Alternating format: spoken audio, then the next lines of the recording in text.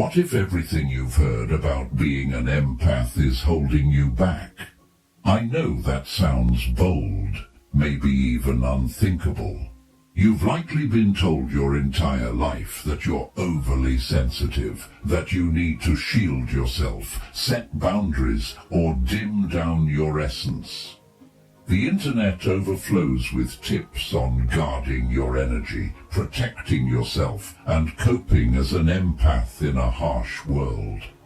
But what if I told you that Carl Jung, the brilliant Swiss psychologist who introduced ideas like the collective unconscious and psychological types, saw something entirely different in highly sensitive individuals? What if your empathic nature isn't a flaw to control, but a strength to harness? Let me share something that might catch you off guard. In his Zurich practice, Jung worked with countless people who'd now be called empaths, artists, healers, mystics, and sensitive souls, overwhelmed by their ability to sense others' emotions.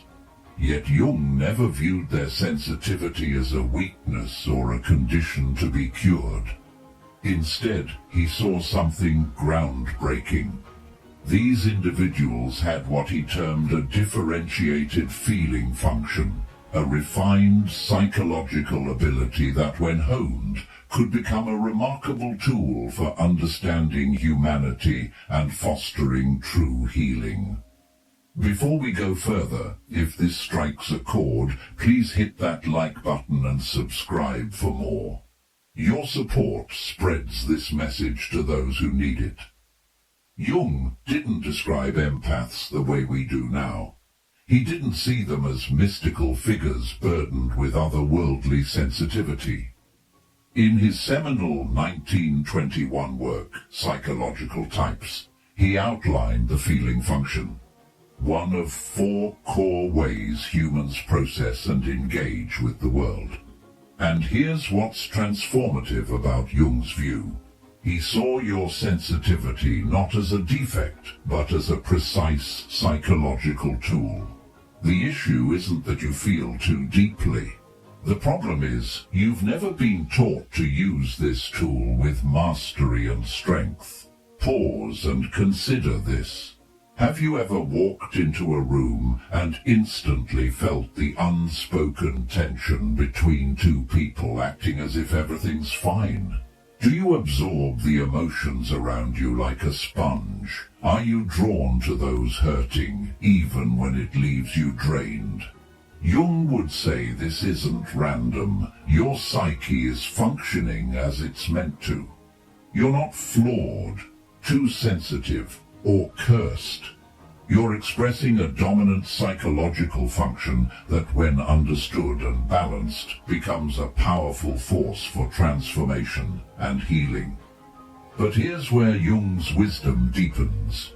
He noted that those with strong feelings often have underdeveloped thinking in our society, which he calls inferior.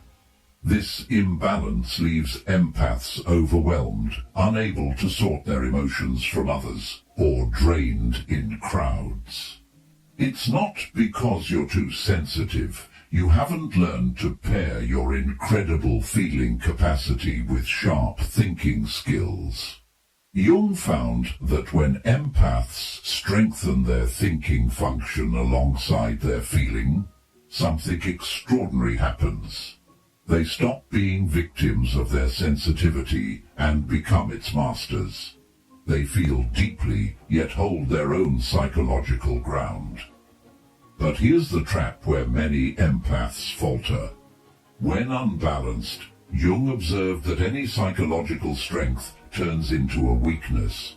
A gift, if not integrated with its opposite, becomes a burden. For empaths, there's a hidden part of your psyche you've been taught to suppress or fear, what Jung called the shadow. Far from being your enemy, it's your greatest ally. Tell me about Jayla, a client who felt crushed by her empathic gifts. As a nurse, she sensed her patient's pain so intensely that she'd go home sick. She tried every shielding technique, meditation and boundary exercise. Nothing helped. Through our work, Jayla realized her shadow-held qualities, which she'd been taught were unempathic, assertiveness, saying no, healthy selfishness, and even justified anger. She'd feared becoming like the cold professional she criticized, so she'd rejected these vital traits. When Jayla began embracing her shadow, learning to be assertive yet compassionate, to set boundaries while staying open, her empathy shifted from a burden to her greatest strength. She could still feel her patient's pain, but now channeled it into practical action, not personal suffering. By the end of this journey, you'll learn to make this same shift. You'll discover how to feel deeply while staying rooted in your psychological space. Most crucially, you'll see that the part of yourself you've been taught to fear, your assertive, darker side, is the key to your empowerment. This isn't about closing your heart or becoming cold. It's about becoming whole. It's about unlocking a psychological strength most people never tap into. It's about evolving from what Jung called an unconscious empath, someone who feels everything but grasps little, into a conscious empath who feels deeply and responds wisely. Are you ready to uncover the secret weapon you've always carried? Let's start by dismantling myths that have kept you stuck. The modern empath movement, though well-meaning, has spun a narrative that harms sensitive people. You've been told you're a psychic sponge, absorbing negative energy, needing constant protection from toxic people or environments. You've been framed as a victim of your own sensitivity. But have you noticed that the more you focus on shielding yourself, the more overwhelmed you feel? Have you wondered why these protection rituals never bring lasting relief? What if the entire premise is flawed? Jung would find this both fascinating and troubling. He saw something different in his extensive work with sensitive individuals in Zurich. He viewed empaths as people with a dominant feeling function, not mystical, measurable, observable, and workable. What's revolutionary about Jung's approach is that he didn't see sensitivity as something to guard against. He saw it as a sophisticated psychological tool that, when developed, becomes a powerful asset for navigating human relationships. In Jung's framework, there are 4 psychological functions: thinking, feeling, sensation, and intuition. Everyone has a dominant function, a secondary one, and 2 that stay mostly unconscious. If you're an empath, you likely have dominant, introverted feeling.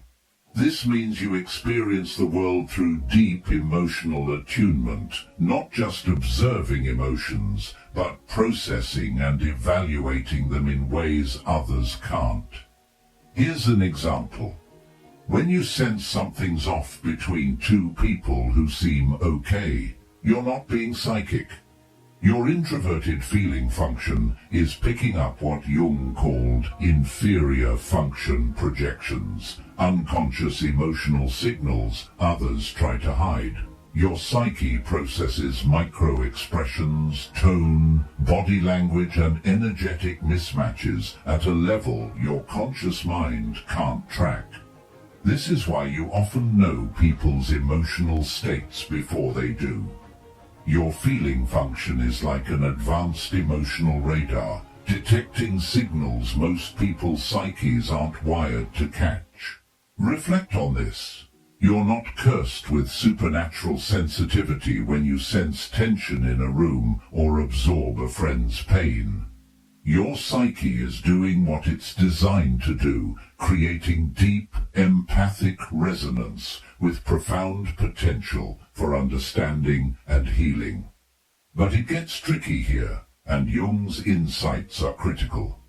He observed that those with a dominant feeling function face a unique psychological risk. Feeling type inflation. This happens when you become so entwined with others' emotions that you lose the line between yourself and them. You start feeling responsible for everyone's emotional state, sacrificing your needs and well-being to maintain harmony or heal others. Sound familiar? Jung saw this pattern often in his practice and understood something modern empathy advice misses. The solution isn't to build walls or block